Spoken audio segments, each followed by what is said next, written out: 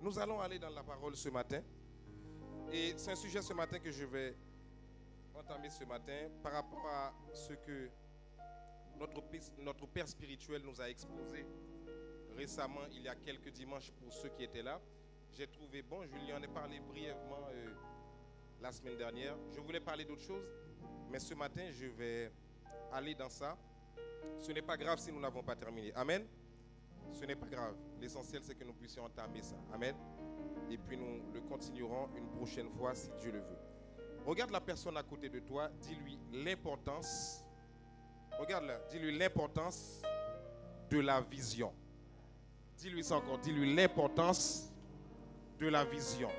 Cherche une personne derrière, dis-lui l'importance de la vision. Maintenant, si tu n'as pas souri, regarde-le dans le blanc des yeux, dis l'importance, dis-le ça, de la vision. Ah, aujourd'hui, je ne sais pas à côté de qui tu t'es assis, mais franchement, ça va être chaud. Hein? Amen. L'importance de la vision. L'importance de la vision. Je vais prendre le temps dans un premier temps et je vais essayer d'enseigner ça calmement. Amen. Afin que tout le monde puisse suivre ce matin. J'aimerais que le focus soit mis à 100%.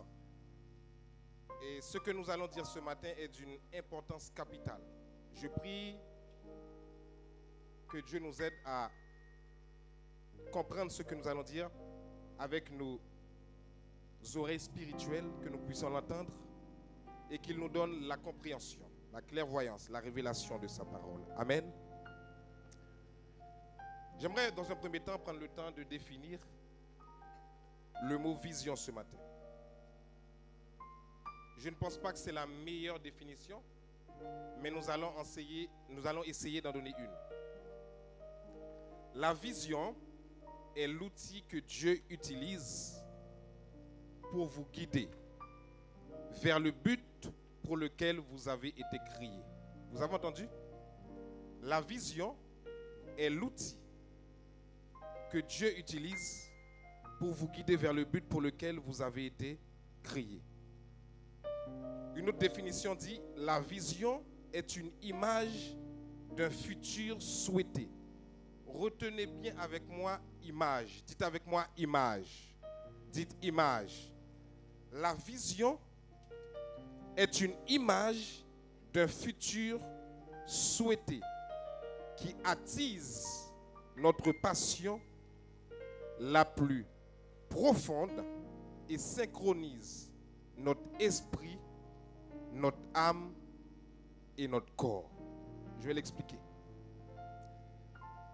La vision est une image du futur souhaité, veut dire ce que tu vois dans le futur, c'est ce que tu seras amené à être. Est-ce que l'église m'entend? Vous avez bien saisi ce que je dis là? Dans le mot vision, nous pouvons trouver plusieurs mots. Le verbe que nous pouvons trouver dans le mot vision, c'est quel verbe? C'est quel verbe? C'est quel verbe? Oui, on peut trouver viser, on peut trouver visionner, mais quel est le verbe principal qu'on trouve dans le mot vision? Quel est le verbe? Voir.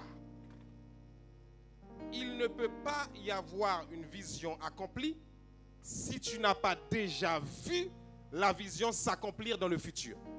Est-ce que l'église est avec moi? Je reprends encore. Il est impossible pour moi, en tant qu'être humain, d'accomplir le but de Dieu pour ma vie ou la vision de Dieu pour ma vie si je ne l'ai pas déjà vu s'accomplir dans le futur. Est-ce que ça va jusqu'à présent? Ça va ou pas? Récemment, notre père spirituel nous a présenté, pour ceux qui étaient là, avec un organigramme, avec tout un tableau, la nouvelle vision de l'église. Est-ce que tout le monde était là? Qui était là? Levez la main. Vous avez vu? Et ce que vous avez vu lorsqu'il l'a présenté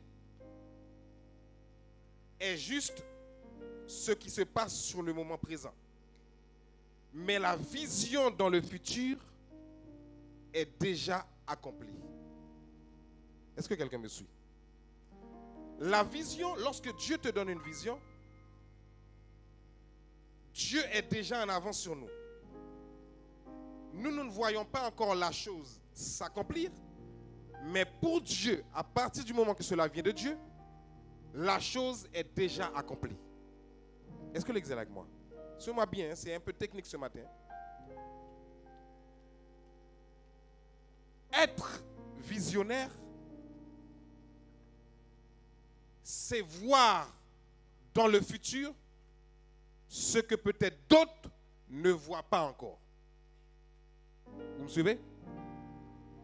Je vous prends un exemple simple. Lorsque Teddy Riner va affronter un adversaire, il n'espère pas gagner. Il se voit déjà vainqueur. Est-ce que l'église est là avec moi? Lorsque Teddy Riner va affronter un adversaire, il n'espère pas gagner. Il se voit déjà vainqueur. Ça va ou pas? Lorsque Dieu communique une vision, dans un premier temps, la vision à nos yeux semble floue. Est-ce que ça va? Et c'est normal. Dis à ton voisin, c'est normal. Dis-lui, c'est normal. C'est pourquoi vous verrez, lorsque vous recevez une nouvelle vision, vous n'êtes pas à l'aise. C'est difficile de l'accepter. Est-ce que ça va ou pas? Dans nos pensées, il y a un combat qui est livré. Pourquoi? Parce que, écoutez-moi, l'être humain est un être qui fonctionne par habitude. Et à chaque fois que nous devons sortir de notre zone de confort pour aller en terre inconnue, ça nous fait toujours peur. Oui ou non? Pourquoi? Parce que nous aimons la zone de confort. Mais lisez la Bible, vous allez voir. Il n'y a aucune personne qui ait été utilisée par Dieu dont Dieu n'a pas enlevé cette personne de sa zone de confort. Est-ce que ça va? Lorsque tu veux aller loin avec Dieu, à un moment donné, il va falloir quitter l'ancien pour adopter le nouveau. Quelqu'un me suit? Je reprends. Si tu fais les mêmes choses que tu faisais l'année dernière, tu auras les mêmes résultats cette année. Oui ou non? Tu ne peux pas espérer avoir un résultat différent cette année en continuant à faire les mêmes choses que tu faisais l'année dernière. Est-ce que l'église est avec moi? C'est pourquoi l'une des choses qu'il faut combattre lorsque Dieu te communique une vision, c'est la peur. Dites avec moi la peur. Écoute-moi. La peur te paralyse et te fait trouver toutes sortes d'excuses pour ne pas accomplir ce que Dieu t'appelle à accomplir. L'une des choses que Adam et Ève ont expérimenté après le péché, la première chose, c'est la peur. J'ai entendu ta voix, j'ai eu peur, je me suis caché. La peur t'amène à te cacher et à te paralyser. Oh, est-ce que l'église est là avec moi? Écoutez bien. Adam et Ève avaient une grande vision, pasteur. Dieu leur a confié quand même la responsabilité de tout un jardin à étendre sur la terre. Mais lorsque Adam et Ève n'avaient pas encore péché, ça ne leur faisait pas peur. Parce qu'ils savent que la vision vient de Dieu. Et puisque ça vient de Dieu, Dieu va leur permettre d'accomplir cette vision. Oh, écoute-moi bien. Lorsque tu vois que la vision semble être trop grande pour toi, pasteur, ça veut dire que ça vient de Dieu. Et comme ça vient de Dieu, Dieu va te permettre de l'accomplir. Nous allons parler un peu plus devant, vous allez voir. C'est pourquoi l'une des choses qu'il faut combattre le plus dans ta vie, la peur. La peur. La peur peut te paralyser pendant 10 ans. La peur peut te paralyser pendant 15 ans. Je vais aller même plus loin. La peur peut te faire même rater le but pour lequel Dieu t'avait créé. Oh, quelqu'un m'entend ou pas? Plus la vision est grande, plus le niveau de peur va augmenter. Écoute-moi. Quand tu vois que la peur arrive, chasse la peur numéro 1. N'accepte pas la peur. Deuxièmement, t'appuie pas sur tes capacités. Appuie-toi sur le Dieu qui te rend capable. Quelqu'un m'entend? Pasteur, le problème que nous avons qui fait que nous n'arrivons pas à réaliser de grandes choses, c'est parce que nous pensons que c'est nous-mêmes qui sommes capables de le faire. Parce que nous nous appuyons sur nos forces. Écoute-moi, tu n'as pas assez de force pour accomplir les buts de Dieu sur terre. Attendez, bon Dieu trop grand pour te permettre d'accomplir but-li avec force power. Est-ce que je l'ai bien dit? Dieu est trop grand pour qu'il te permette d'accomplir sa volonté avec ta force. Il est tellement grand qu'il ne t'a pas demandé d'accomplir sa volonté avec ta force, mais il t'a dit, je mettrai ma force en toi afin que tu accomplisses ma volonté. Je vous prends un exemple tout bas. Si vous prenez quelqu'un de timide qui a peur de prendre la parole en public, ce n'est pas mauvais, ce n'est pas un problème en soi. Mais est-ce que vous savez que cette timidité-là est une barrière pour cette personne d'aller plus loin? Vous comprenez ou pas? Écoute-moi, ça se trouve, c'est une personne qui est même amenée à gagner sa vie avec ses paroles. Mais à cause de la timidité, aujourd'hui, de nos jours, il y a des gens qui gagnent plus que quelqu'un qui se déplace pour aller travailler en entreprise uniquement à cause d'un discours qu'il fait. Il y a des gens qui sont payés 10 000 € l'heure pour dire 30 minutes de parole. Ou 1 heure de parole. Il y a des gens qui sont payés jusqu'à 50 000 € l'heure. Juste pour donner un coaching de 1 heure. Mais est-ce que vous saviez que ces personnes-là, si ces personnes-là s'étaient laissées paralyser par la peur et par ce qu'on appelle la timidité, ils auraient raté le but pour lequel Dieu les avait suscités sur terre? Est-ce que vous comprenez ou pas? Qu'est-ce que je suis en train de dire par là? Pour une personne qui est timide, sa plus grande peur, c'est d'affronter un public. Vous comprenez? Et comment on brise la barrière de la timidité? En osant parler devant les gens. Quelqu'un m'entend? Écoute-moi. Quelle que soit la manière dont tu vas tourner la chose, si Dieu t'a appelé à faire une chose, à un moment donné, tu seras confronté à cette réalité qui est celle d'affronter cette chose-là ou d'affronter l'obstacle. Quelqu'un m'entend? Oh, j'aimerais que vous ouvriez votre esprit ce matin. Maintenant, écoutez-moi. Pourquoi nous devons être des personnes de vision? Pourquoi nous devons être des personnes de vision? Regardez ce qui est dit dans Proverbe 29, verset 18. Ensuite, je vais vous donner les points que j'ai relevés. Proverbe 29, verset 18. Lorsqu'il n'y a plus de vision d'avenir, qu'est-ce qui se passe? Un peuple vit, lisez-le, un peuple vit dans le désordre. On reprend encore. Lorsqu'il n'y a plus de vision d'avenir, qu'est-ce que le peuple fait? Un peuple vit dans le désordre. La deuxième partie du verset ne nous intéresse pas ce matin. Lorsqu'il n'y a pas de vision, pasteur, chacun fait ce qu'il veut. Chacun prend la direction qu'il veut. Lorsqu'un pays n'a pas de vision, tout le monde est chef. Tout le monde est président. Chacun est chef. Est-ce que vous comprenez?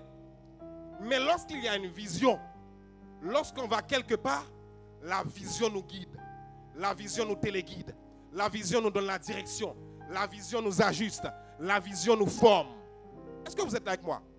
Parce que sans vision, tes pensées vacillent à gauche, à droite. Aujourd'hui, tu te lèves, tu fais ça. Demain, tu commences ça. Après-demain, tu vas là-bas. L'autre jour, tu vas là-bas. Vous comprenez ou pas? C'est-à-dire que tu ne sais même pas quel pied, là où mettre tes pieds. Est-ce que vous comprenez? Mais lorsque vous avez une direction, tu dis par exemple, dans 5 ans, je veux aller là. Dans 10 ans, je vais arriver là. Dans 15 ans, je vais arriver là. Écoutez-moi bien. Quels que soient les obstacles qui sont autour de toi, tu n'as même pas le temps pour les obstacles. Oh, l'église ne m'entend pas là, ce matin. Lorsque tu as une vision, ou pas de temps pour le monde qui parle en pile, ou pas de temps pour le monde qui a fait ça, ou pas de temps pour le monde qui a critiqué, parce que tu es focus. Parce que tu es concentré à atteindre le but. Et je vais vous donner des exemples ce matin. Pourquoi maintenant est-il important d'être visionnaire? Pourquoi? Numéro 1, parce que Dieu est visionnaire. Je dois être visionnaire. Pourquoi? Parce que Dieu est visionnaire.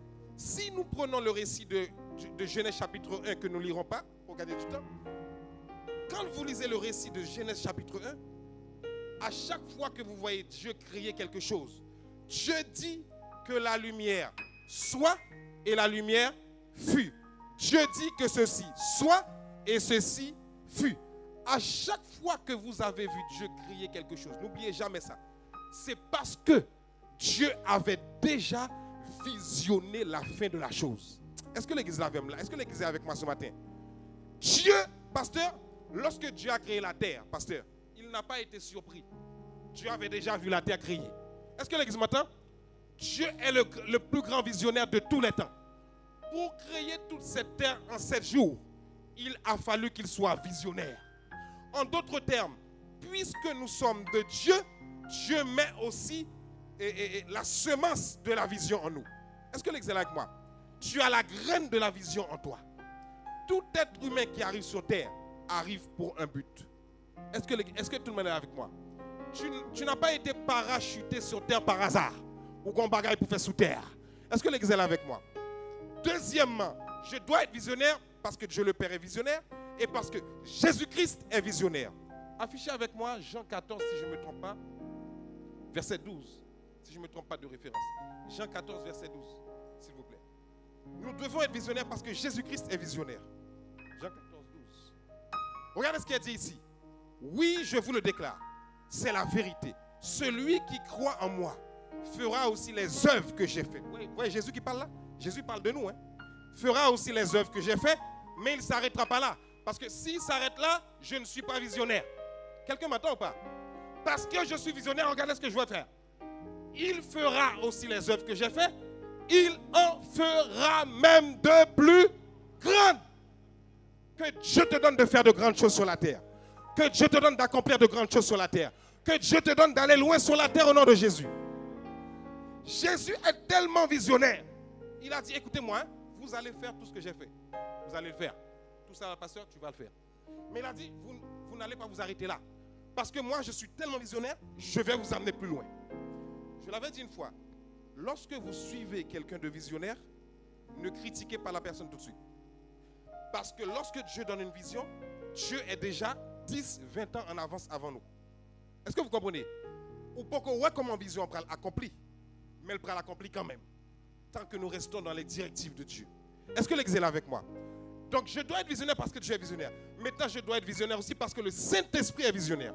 Dieu le Père est visionnaire, Jésus-Christ est visionnaire, le Saint-Esprit est visionnaire. Comment? Jean 14, 6. Jean 14, non, Jean 16, 7. Excusez-moi. Jean 16, 7. Cependant, je vous dis la vérité. Il est plus avantageux que je m'en aille. Qui parle ici? Jésus. Car si je ne m'en vais pas, le consolateur ici c'est Saint-Esprit.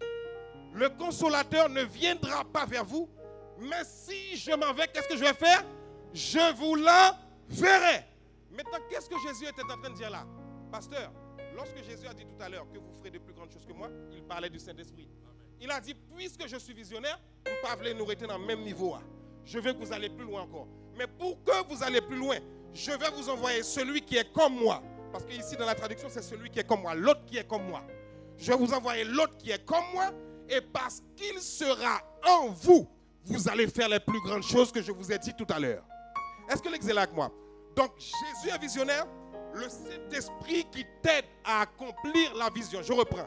Le Saint-Esprit qui t'aide à accomplir la vision est visionnaire également. L'église m'entend?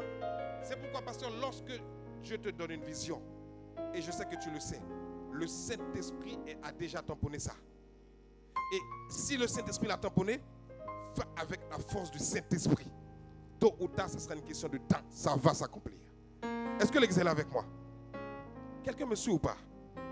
Donc, il est important d'être visionnaire. Parce que Dieu aussi l'est. Amen. Nous continuons à avancer. La vision, qu'est-ce que la vision nous permet de faire? La vision nous permet de nous dépasser. et d'accomplir au-delà de ce que nous aurions pu penser. Notez ça bien. La vision nous permet de nous dépasser et d'accomplir au-delà de ce que nous aurions pu penser. Parce que lorsqu'une vision vient de Dieu, humainement parlant, cette vision n'est pas atteignable. L'Église me suit? Car c'est grâce à Dieu que nous arriverons à le faire, pas grâce à nous. Lorsque tu as fini d'accomplir le but de Dieu sur la terre, tu es obligé de rendre toute la gloire à Dieu. Je ne peux pas dire que c'est grâce à moi, parce que c'est tellement fort que toi, tu n'aurais pas pu faire ça. Quelqu'un m'entend? La vision nous permet d'accomplir la volonté de Dieu pour nous sur terre. La vision nous permet de rester motivés et de garder le focus, ou en d'autres termes, la concentration. Tout à l'heure, j'en ai parlé. Lorsque tu es visionnaire, tu n'as pas le temps de ce qu'on dit à gauche, à droite. Tu es concentré, tu es focus. Et j'ai mis dans mes notes, Jésus n'était pas déconcentré par ses détracteurs. Pourquoi, pasteur? Parce qu'il était focus sur la vision. Jésus savait qu'il avait une vision, une mission à accomplir. Dieu lui a parlé clairement, il a dit, voilà ce que je t'envoie accomplir sur terre. Mais Jésus savait très bien qu'il aurait des obstacles sur son chemin. Mais lisez la vie de Jésus dans les 4 évangiles. Jésus n'était jamais en panique. Pourquoi? Parce que tous les jours, lorsqu'il se levait, il regardait la vision. On le critiquait, il regardait la vision. On l'insultait, il regardait la vision. On lui parlait mal, il regardait la vision. On le haïssait pour rien du tout. Il regardait à la vision. Lorsque tu as une vision en face de toi, qu'on te critique ou pas, tu n'as pas le temps. Au contraire, tu bénis les gens qui te critiquent. Pasteur, pendant que je préparais cet enseignement, Dieu m'a demandé de parler d'un secret qui permet d'aller vite dans la vision. Lorsqu'on te parle mal, parce que tu es en train d'accomplir le but de Dieu, tous ceux qui te critiquent, qui te parlent mal, bénis-les. Bénis-les. Lorsqu'ils te critiquent, dis, mon frère, ma soeur, que Dieu te bénisse. À chaque fois que tu dis que Dieu te bénisse, vision monte plus loin. C'est le secret pour aller plus loin. Écoute-moi, parce que, pasteur, pour qu'un fusée puisse voler, il n'a pas besoin de carburant seulement. Je ne sais même pas quel type de carburant qu'on utilise. Pour l'avion, c'est du kérosène. Pour la fusée, c'est quoi? C'est quoi pour la fusée? Pour qu'il vole, c'est quel combustible? C'est quoi le carburant qu'on utilise? J'ai oublié de rechercher ça. Je ne sais pas. Pour l'avion, c'est kérosène. Voiture, c'est diesel ou essence. Fusée, c'est quoi? Cherchez dans l'assemblée rapidement pour moi. Fusée, quel type de carburant? Et donnez-moi après. Quel carburant on utilise pour la fusée? Pasteur, pour que la fusée puisse décoller, il a besoin d'un certain type de carburant. Et lorsque quelqu'un te critique parce que tu as accompli ce que Dieu t'appelle à accomplir, pourquoi ça m'en a fait? La bogasse pour monter plus loin. Est-ce que l'examen là? Tu comprends pas? C'est-à-dire que la personne qui est en train de te voir mal, de mal te parler, etc., du voler, ou ceci, ou cela, garder l'aile, etc., cette personne est en train justement de te mettre du carburant pour monter plus loin. Parce qu'écoute-moi, lorsque la vision vient de Dieu, tu ne pourras jamais combattre cette vision. Quel que soit ce que tu fais, Dieu va l'accomplir. Avec ou sans toi. Quelqu'un me suit? Mais je prie que ça soit avec toi. Et je vais dire quelque chose tout à l'heure. Vous comprenez ou pas? Jésus était concentré. Là, je suis en train de terminer. Je suis en train de chuter pour la prédication. Là. La vision nous permet de rester motivé, de garder le focus. Jésus l'était également. Vous pouvez découvrir votre destinée en servant dans la vision de quelqu'un d'autre. Waouh! Ce point-là, je l'ai aimé lorsque je l'ai noté. Lorsque tu sers la vision de quelqu'un d'autre, et j'espère un jour peut-être revenir dessus. Lorsque tu sers dans la vision de quelqu'un d'autre, écoute-moi bien. C'est là que Dieu peut te faire découvrir ta destinée. Exemple. Josué a servi dans la vision de Moïse. Aujourd'hui, le nom de Josué est dans la Bible. Quelqu'un m'entend? Quelqu'un m'entend? Écoute-moi bien. Souvent, Dieu a déjà préparé quelque chose pour toi. Mais la chose qu'il a préparée là se trouve dans la chose de quelqu'un d'autre. Oh, on va me dire la créole. Bon Dieu prépare un bagage pour vous. Mais ça le préparer pour vous. Il y en a ça l'autre la guerre. Oh, aïe, aïe, aïe, aïe. Et tu sais pourquoi c'est à l'intérieur? Parce que le besoin de travailler ton humilité. Tu comprends ou pas? Parce que sinon un jour, tu diras, j'ai accompli de grandes choses pour Dieu. Dieu va te dire, t'as oublié? C'est quelqu'un qui t'a aidé à accomplir ça. Ou pas de café le tout seul ou? Reste calme. Dis à ton voisin, reste calme. Il y a des gens Dieu voit déjà tellement notre orgueil nous dépasser. Il dit, je prends vision là, ma fouille là dans vision au monde. Comme ça, demain, pour ne pas dire c'est grâce à vous, mais c'est grâce à Dieu qui a utilisé quelqu'un d'abord. Est-ce que tu es là avec moi? En d'autres termes, quel que soit ce que tu auras à accomplir sur cette terre, tu as besoin d'abord de t'impliquer dans la vision de quelqu'un pour accomplir ce que tu veux accomplir pour toi. Est-ce que l'église est là avec moi? Écoutez-moi bien. Je donne un exemple simple pour terminer là. Je vous ai dit l'autre fois, notre Père spirituel nous a présenté une vision dernièrement. Ça paraît peut-être flou pour certains et c'est normal. On ne peut pas le comprendre tout de suite, c'est normal. Parce que ce n'est pas vous qui avez reçu cette vision. Vous ne pouvez pas le comprendre. Mais par contre, lorsque je suis dans une vision, en tant qu'enfant de Dieu, à partir du moment, écoutez-moi, que je suis dans une assemblée, quand je suis dans une assemblée, comment dois-je me comporter? Lorsque je suis dans une assemblée, automatiquement, je suis sous la couverture spirituelle de quelqu'un. Quelqu'un m'entend? Dans le monde spirituel, il n'y a pas d'électron libre.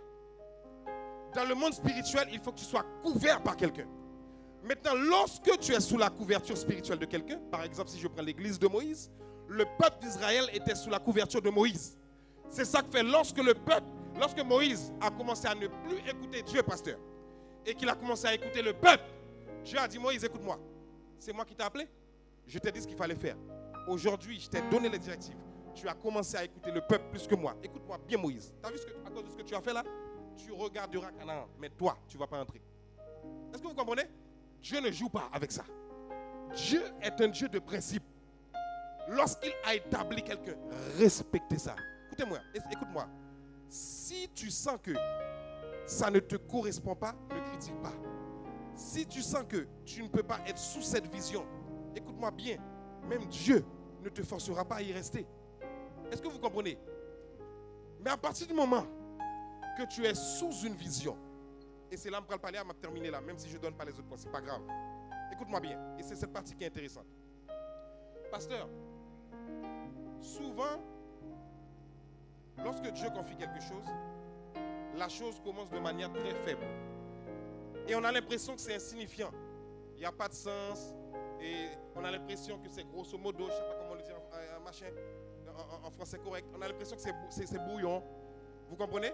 Mais écoute-moi bien. Il n'y a aucune grande vision qui commence parfaitement. Je peux le dire encore une fois? Il n'y a aucune grande vision qui commence parfaitement. C'est pourquoi, écoutez-moi, ne méprisez pas les faibles commencements. Dimanche dernier, j'étais en train de discuter avec un frère Basse et ça m'a touché. J'ai dit, waouh, ça c'est trop fort. Parce qu'il y a des gens, pasteur, qui donnent des critiques constructives et qui est bien parce qu'on ne peut pas aller loin sans critique. Dis à ton voisin, tu ne peux pas aller loin sans critique. Pas de critiquer pour ne pas aller mal, c'est pas la même chose. Hein. Il y a des critiques constructives. C'est une critique qui peut avancer pour aller loin. Oh, si je ne pas faire ça comme ça, je vais faire comme ça plutôt. Vous comprenez ou pas? Si j'étais toi, j'aurais fait ça comme ça. Et ça là, c'est pas très bien. Ajuste ça. Mais écoute-moi, il y a une différence entre une personne, ma soeur, qui va te dire ça c'est pas bien, mais elle va t'aider à trouver la solution. Mais quand l'autre monde même, il t'attend pour dire ça pas bon, juste pour le casser. Est-ce que tu comprends ce que je veux dire? Il y a des gens, ils attendent juste de dire ça c'est pas bon. Hein? Mais le but, c'est pas de t'aider, hein? C'est juste de te casser encore plus. Ça, bon Dieu, pas là-dedans. Dis ça, dis à quelqu'un, Dieu n'est pas dans ça, dis-lui ça, dis-lui ça. Dis, Dieu n'est pas dans ça. Il y a des gens qui critiquent pas pour avancer, passe. Juste pour dire que c'est pas bien. Mais écoute-moi, lorsque je suis dans une vision, comment dois-je me comporter?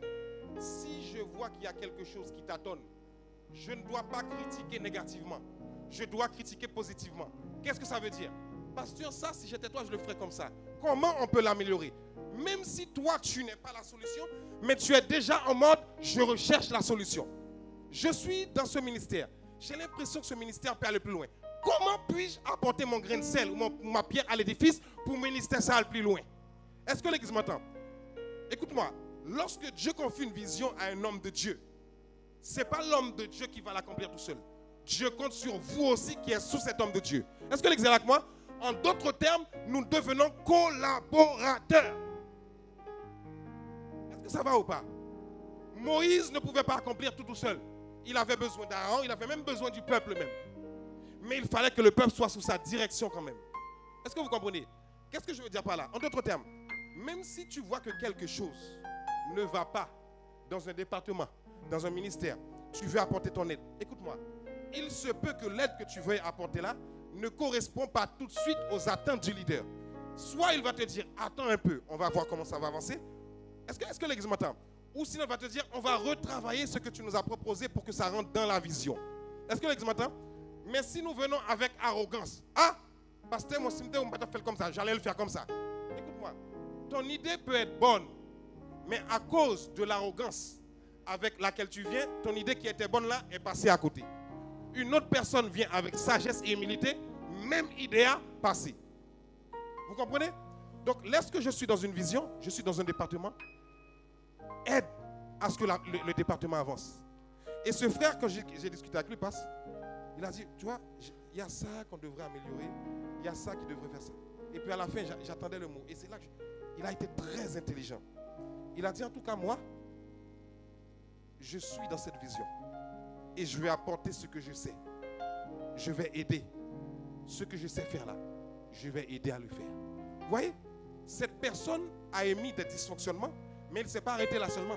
Il va apporter son aide pour que ça avance. Critiquer, c'est bien, mais aider à avancer, c'est mieux. Il est facile de critiquer, mais si on te met en face, qu'est-ce que tu vas faire? Vous comprenez ou pas? Parce que critiquer, c'est une bonne chose. Et tu peux ne pas avoir la solution. Hein? Je ne suis pas en train de te dire que tu as la solution. Mais sois celui ou celle qui réfléchit à trouver la solution. Est-ce que l'église m'entend? Et puis, pendant que tu fais ça, ta vision personnelle que Dieu t'a donnée là, Dieu va commencer à te faire découvrir cette vision. Est-ce que ça a été clair pour tout le monde ce matin? Que Dieu nous aide à comprendre et nous bénisse abondamment ce matin. Je m'arrête là avec vous ce matin. Et nous continuerons après. Nous continuerons après une prochaine fois. Lève-toi avec moi là où tu es à ta place. Nous allons prier. Merci beaucoup. Merci. Lève-toi avec moi. Saint-Esprit de Dieu, ce matin, je prie que tu nous aides à comprendre ce que tu veux nous enseigner ce matin.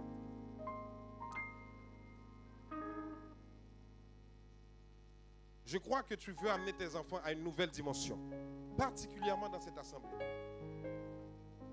Mais pour que nous puissions atteindre ce but, pour que nous puissions aller à cette nouvelle dimension, nous ne pourrons pas le faire si nous ne fonctionnons pas comme toi tu l'attends, c'est-à-dire ensemble. Nous voyons que Dieu le Père était visionnaire, mais il a fallu que le Fils et le Saint-Esprit aussi fonctionnent avec lui.